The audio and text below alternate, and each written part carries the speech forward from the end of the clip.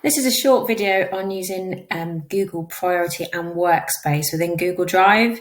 Now, Google Drive is fantastic, but I think for most of us, it can fill up really, really quickly with an awful lot of files because it just, obviously, it saves everything for you, which has many positives, but also means that you can actually spend a long time looking for files, particularly if you're working on a project and they're spread across kind of several departments. What Workspace allows you to do is set up effectively little shortcut links to any of those documents, and they could be stored anywhere across your Google Drive, and they won't move them and they won't change any permissions. It just gives you a quick link to those documents. Now, in order to have this as your home page, Workspaces, and we'll look at priority in a minute, you need to turn that on within settings. So if you go to settings and then straight into settings, you just scroll down to the bottom, you can make priority your default homepage. And that means when you go to Drive on the waffle or you go to drive.google.com, you will have this priority and workspace set for you. Now, priority tries to be a little bit like a personal assistant. So anything that you've just opened or you regularly open or you've shared with someone and has been updated will appear in this priority one. So it's quite helpful sometimes if I just go straight to my Google Drive. Quite often the things that I want to do or use are straight in my priority because I've been working on them recently. However, that isn't always the case. And so what you can do with Workspaces is create a space where you can have these links to documents which are easy to reach. So I'm just going to show you how to create those quickly.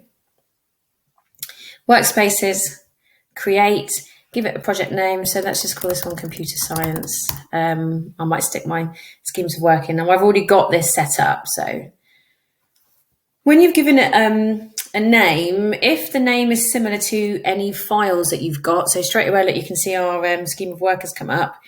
It said, oh, do you want to add this? You don't have to, obviously, but it can be quite clever, and it will often pick up file names which have got the same thing in. So if you've got a project and you've got lots of file names with that project name, then they will often come up as suggestions.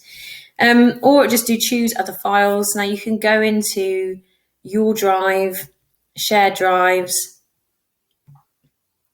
and you can choose any of these documents.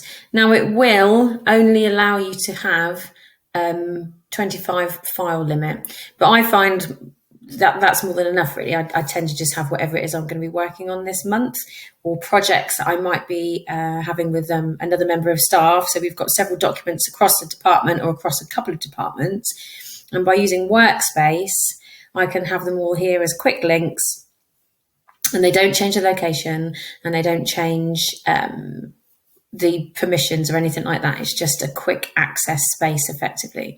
Now you can only have 8 workspaces at once, because that's kind of working around this idea of having 8 kind of major things that are going on. If you need to make room, you can hide the workspace, and that will go down here into your hidden workspace. So if it's something I'm not particularly working on at the moment, I will hide it down here. Or alternatively, if you finish with the project, you can remove it. Now it doesn't remove any of the files, they all stay exactly where they were, it just removes that workspace.